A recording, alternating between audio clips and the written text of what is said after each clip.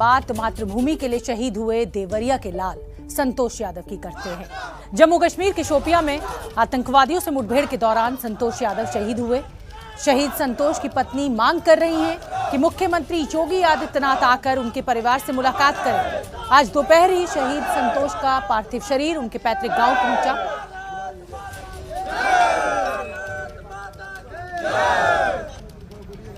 बड़ी संख्या में लोगों ने अपने इस लाल की अंतिम यात्रा में शामिल होकर श्रद्धांजलि दी।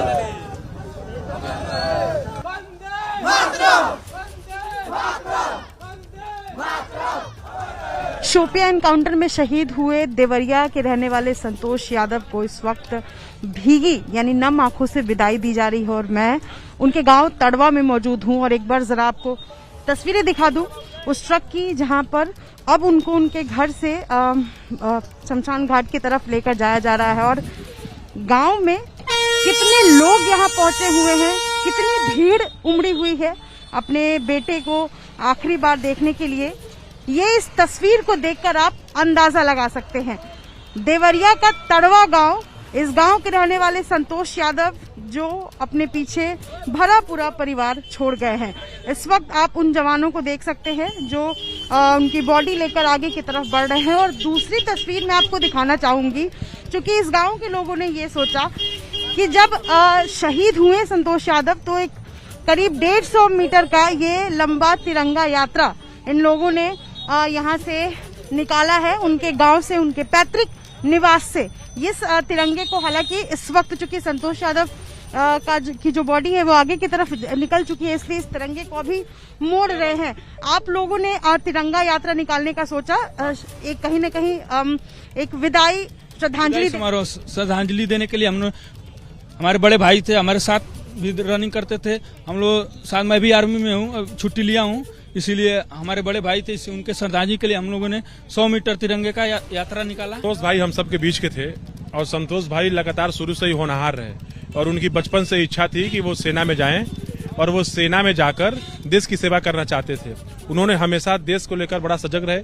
आज जितने भी रुद्रपुर के ग्रामीणांचल और इसको कचरांचल बोला जाता है, इस इलाके के जितने भी नौजवान थे उनसे प्रेरणा लेकर तमाम खेल के मैदानों में तैयारी करते थे। आप तस्वीरों को देखकर ये समझ सकते हैं कि जब अपनों के बीच से कोई साथी अगर छूट जाता है तो दुख होता है, जाहिर सी बात है। और संतोष यादव तैनात थे, वहां ड्यूटी कर रहे थे, लेकिन इस बीच जब उनकी शहादत की खबर आई तो आसपास के लोगों ने, गांव ने कुछ यूं ठाना कि अंतिम यात्रा में शामिल होने के लिए क्यों ना तिरंगा यात्रा निकाला जाए। और यही तिरंगा यात्रा निकालकर अब लोगों ने उनको अंतिम विदाई दी है। कुछ इस तरीके से संतोष यादव याद किए जा रहे हैं अपने गांव तड़वा में। अपने सहयोगी वरुण के साथ निधिश्री, एबीपी न्यूज, देवरिया। तो शहीद की पत्नी है धर्मशिला, जो इस समय जिद पर अड़ी हुई है कि मुख्यमंत्री योगी आदित्यनाथ उनके घर आए, उनसे मुलाकात करें। निधिश्री ने बात की शहीद की इस पत्नी धर्मशिला से, सुन लेते हैं क्या कुछ कह रही हैं। हमरा के नौकरी जिला में लइकन के हमरे पढ़े लिखे के खूब बढ़िया व्यवस्था, जहाँ खूब बढ़िया रहता है वो करीब से योगी के हम बुलाल चाहत रहनी है। योगी जी को? हाँ, हम चाहती थी कि वो आए।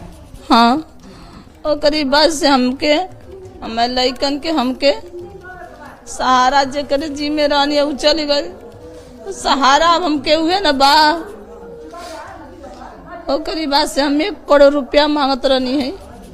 हाँ, बच्चों के भरण पोषण की। हाँ, और हम लड़का हमारे पढ़ लिख के सरकारी नौकरी चाहिए नहन के। हाँ, बेटियां हैं आपकी? हाँ, 2 बेटियां हैं। हाँ, अब जो है वो तो हमारे चले गए। आप उम्र देख ही रहे हैं कि कितना उम्र हुआ है।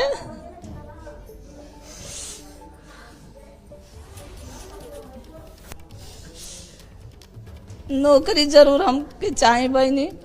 हाँ, हमें लइकन के चाहिए, हमके चाहिए, हमने दिन रात के सहारा चाहिए। तो जो पत्नी है शहीद की संतोष यादव की, उनका यही कहना है कि मेरी बेटियां छोटी हैं, भरण पोषण के लिए इंतजाम सरकार को करना चाहिए, सरकारी नौकरी मिलनी चाहिए जब मेरी बेटियां इस लायक हो जाएं।